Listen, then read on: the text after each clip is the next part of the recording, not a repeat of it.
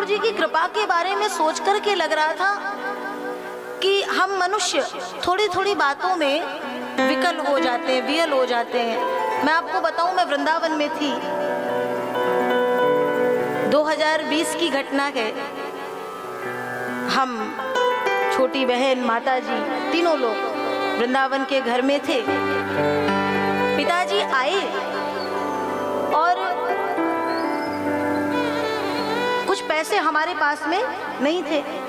अब एटीएम वो उनको किसी कार्य से लौट करके कानपुर, हमारे जन्म स्थान, तुरंत आना पड़ा और वो हमको एटीएम से पैसे निकाल के ना दे पाए, ना कुछ एटीएम दे पाए। और हमारी स्थिति ये कि हमारे पास में उस समय 10 रुपए भी नहीं है। बैंक में पैसा है लेकिन हाथ में नहीं है।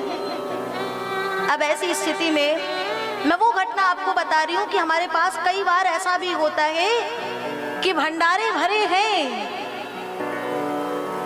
लेकिन वो भोजन रूप में पक करके थाल तक नहीं आ पा रहा है। हमारी माताजी ने कहा क्या होगा, तो मैंने कहा किसी से मांगना भी उचित नहीं है, क्या किया जाए। तो मैं ठाकुर जी को भोग लगाती हूँ जब शयन करने के लिए, तो भोग की कटोरी में जो भी भोग सामग्री रखी है आचमन किया, थोड़ी देर रखा, हटाया और शयन करा दिया। लेकिन उस दिन का जब मैंने भोग लगाया तो कटोरी में दूध था और उस कटोरी को मैंने रखा और अचानक आंखों में आंसू आए और मैंने कहा तुम्हें शर्म नहीं आती, तुम्हें लाज नहीं आ रही है।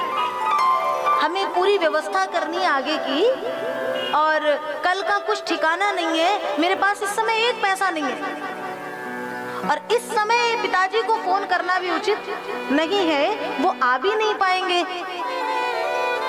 बैठे बैठे मैं ऐसी कुछ बोल रही थी और मेरे मन में आया क्यों ना ऐसे ना भोग लगा के आज वो चम्मच लेकर के जरा दूध इनके मुख तक ले जाया जाए।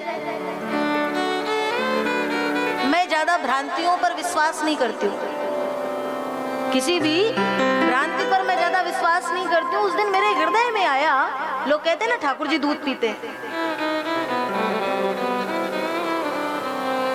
हमारे पास 2 लड्डू गोपाल हैं, तो वो अभी तक जो आते थे अभी उनकी तबीयत थोड़ी ठीक नहीं है, वो घर पे है, वो वहां विराजमान थे। तो मैंने चम्मच ली और दूध उनके मुख तक ले गई और अचानक से जैसे ही मैंने उनके मुख में दूध लगाया, सरसर करके दूध मूर्ति के भीतर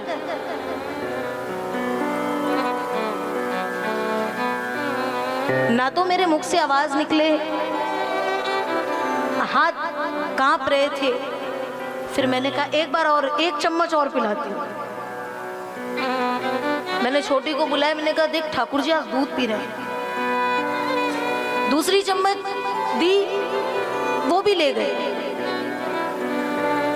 तीसरी चम्मच जो ही लगाई मुख में, पूरा का पूरा दूध वस्त्र पे गिर गया, सब बाहर गिर गया।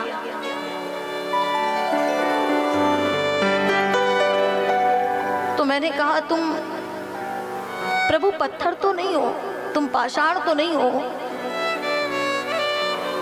और हमारे भावों से यदि आप में प्राणों का संचार हुआ है तो ज्यादा नहीं चाहिए, अभी की व्यवस्था बना दो।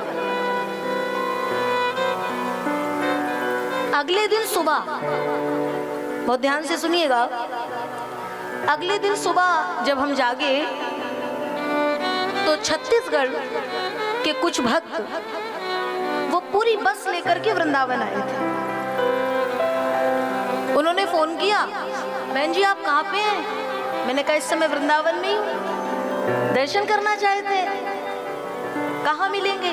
मैंने कहा बता दिया, मैंने कहा यहाँ पे आ जाइए। वो सभी भक्त आए और उन्होंने एक दक्षिणा का लिफाफा दिया और कहा बहन जी नई बहू आई थी और आपके नाम का लिफाफा निकाल करके हमने बहुत दिन पहले रख दिया था, मौका नहीं मिल रहा था, आपकी कई दिन से उधर कथा भी नहीं हुई तो ये तब से रखा था, अब मैं किसी के सामने तो कुछ नहीं बोल पाई। और जब सभी चले गए तो हम तीनों बैठ करके और विचार करते हैं, देखा ठाकुर जी की ये कृपा होती है, बड़ा दयालु है, बड़ा कृपालु है। उतना चाहिए नहीं कि बहुत महल दो महले, लेकिन इतना देना ठाकुर कि आपके द्वार पर कोई अतिथि आए तो वो भूखा ना जाए, वो खाली हाथ ना जाए, और आपको किसी के आगे हाथ फैलाना ना पड़े, बस।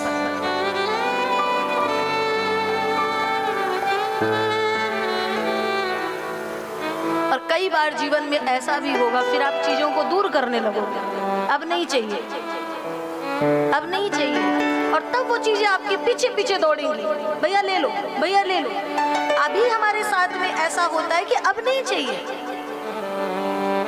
हमारे पिताजी कहते हैं अब किसकी आवश्यकता है, करना क्या है, जितना है उसको सहेज के रखो। और जिस दिन हम कथा कहने चलते हैं तो पिताजी का एक ही शब्द होता है, कथा मन से कहना,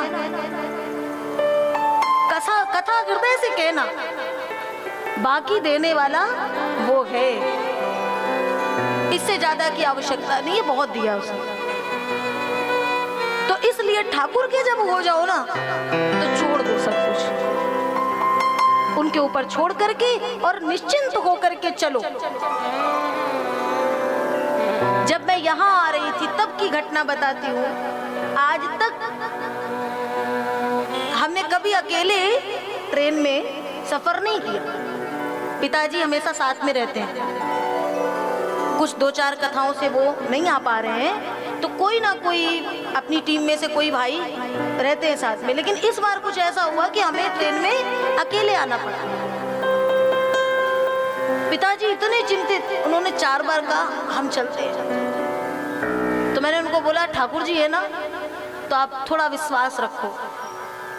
और कब कहाँ कैसे हम पहुंच गए, मार्ग में थोड़ा स्वास्थ्य भी खराब हो गया, लेकिन वो साथ साथ चल रहे हैं। तो ये जो मुझे लगता है कि भक्ति की जो प्रक्रिया होती है वो छोटी छोटी चीजों में, वो जगत का व्यक्ति जो है ना उसको महल भी मिल जाएगा तो कहेगा ये मेरी करनी है, हम ना होते तो कोई भगवान देने वाला नहीं था। लेकिन हमें लगता है जिसकी मर्जी के बिना एक पत्ता तक नहीं हिलता है, तो सरकार हमारे जीवन में जो छोटी छोटी भी चीजें हो रही है ना वो सब उसी के द्वारा कराई जा रही हैं। ये पग पग पे हमारी लाज रखता है, पग पग पे हमारी सहायता करता है। भगत के वश में है भगवान, और जब भक्त नहीं होंगे तो भगवान कहाँ होगा। आप नाता बनाइए और नाता बनाने के बाद उस नाते को पूर्ण समर्पण के साथ में निभाइए, और फिर देखिए ये दुनिया नाते छोड़ देगी, लेकिन ये ठाकुर तुम्हारा साथ छोड़ने वाला नहीं है। मैं केवल इसलिए आज आपको ये चर्चाएं बता रही हूँ कि कहीं भी ये कथा तो हो जाएगी, लेकिन आज से ये कह दीजिए अब मैं चिंता नहीं करूंगा, अपने कर्म को करूंगा। मनुष्य है, कर्म करना पड़ेगा, लेकिन आगे की चिंता छोड़ करके और चिंतन को बढ़ा दीजिए तो चिंता इनके हाथ में चली जाएगी।